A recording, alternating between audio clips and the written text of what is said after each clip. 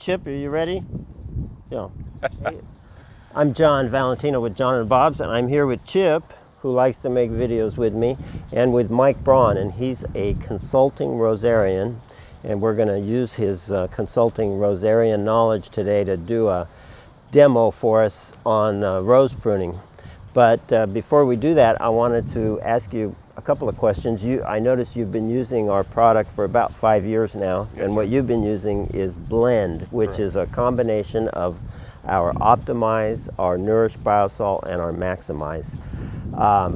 What kind of, how would you evaluate its effect on roses, and has it helped your roses, or apparently it has, you keep using it every year? Seems to work very well. Yeah, we blend it into our starter mix every spring, which is a mixture of alfalfa pellets, magnesium sulfate, cottonseed meal, that kind of thing, and we always want to use some sort of mild organic fertilizer to go with that. And once we learned about the blend, when you made your presentation at our meeting, we found that was a perfect product.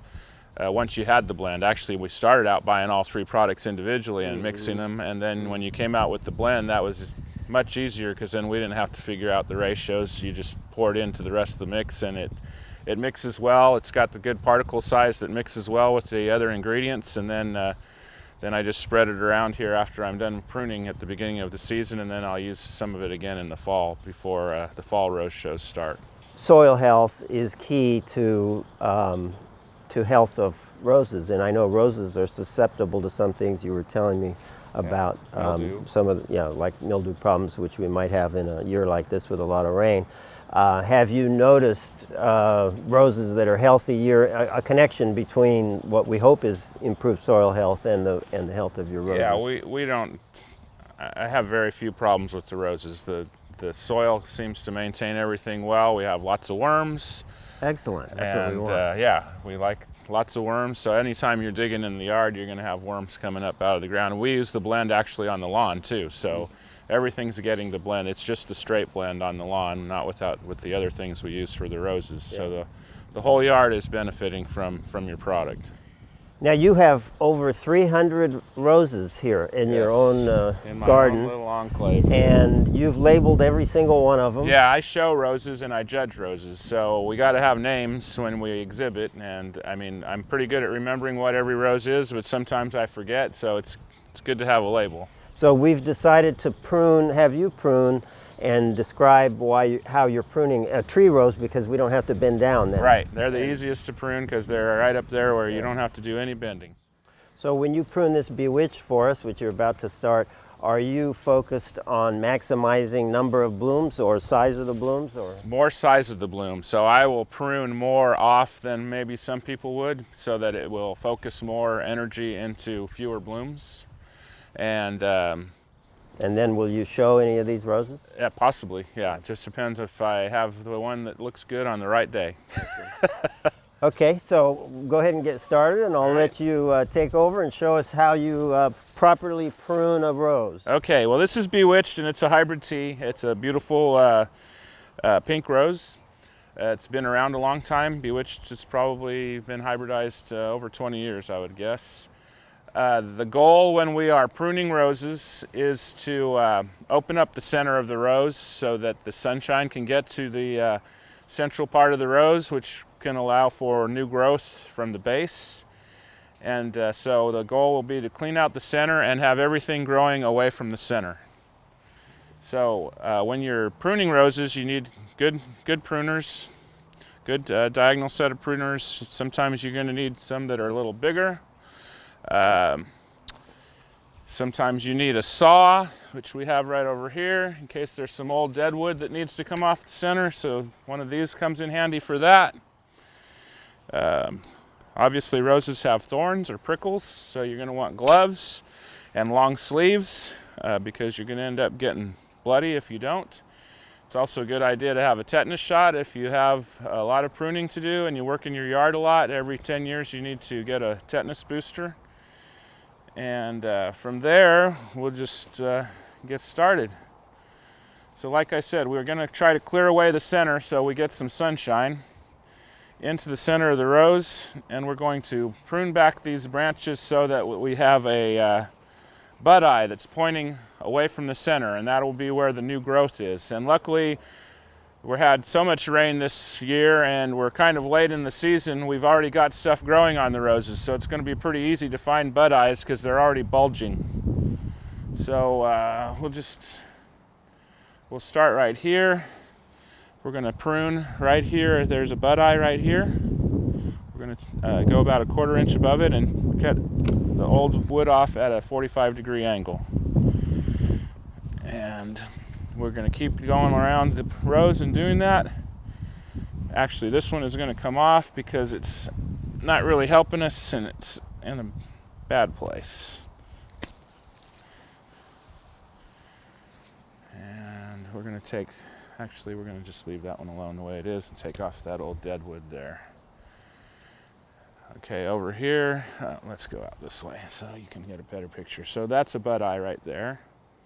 You can see where it's already bulging with a little bit of growth. We're going to go about a 1/4 inch above it and take a cut.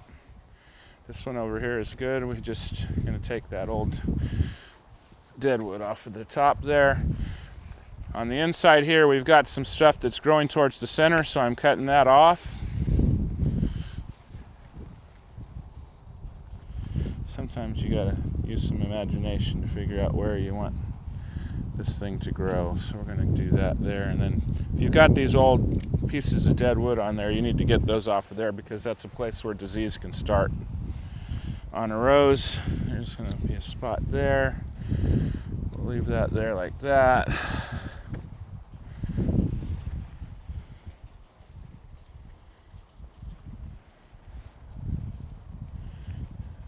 We'll cut this one off right about there. The other thing you want to do is get any old leaves off the plant. That's probably a new one. But it makes the plant think it's actually gone dormant.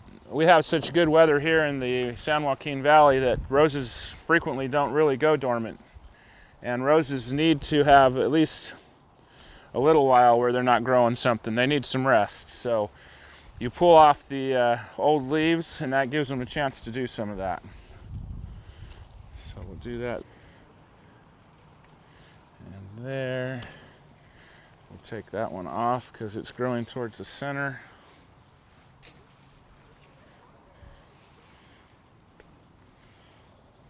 Some of that off there.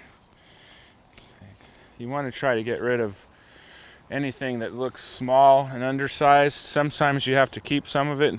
Depends on the rose and the habit of the rose, what kind of stems it puts out. But you don't really want to be keeping anything that's not pretty substantial. So we'll take that out of there. Clean all this stuff out of the center.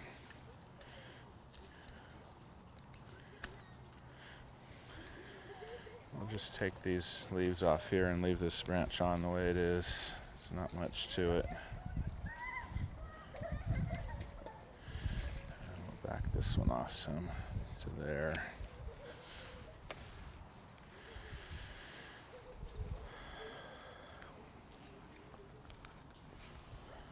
Take that whole piece out of there. It's growing the wrong direction.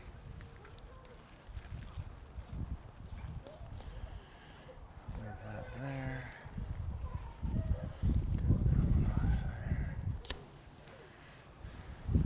Take this one off because it's growing towards the center.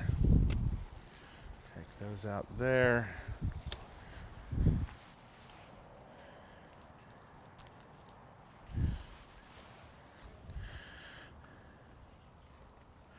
We're going to make a cut right there where that leaf is, and then take this old leaf off. Take that branch off. There we go. And I'll cut that.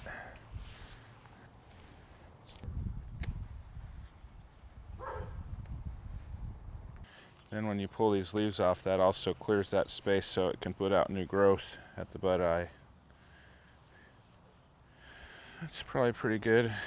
So you have the center cleaned out, all the old leaves off, whatever is still here is new leaves. Everything is growing away from the center. After you're done pruning all your roses, you're going to want to clean up all the debris off the ground, because disease is on those old leaves and they're on the debris that's on the ground. So you need to get all that picked up every spring and raked up and discarded either in a compost pile or your green waste can.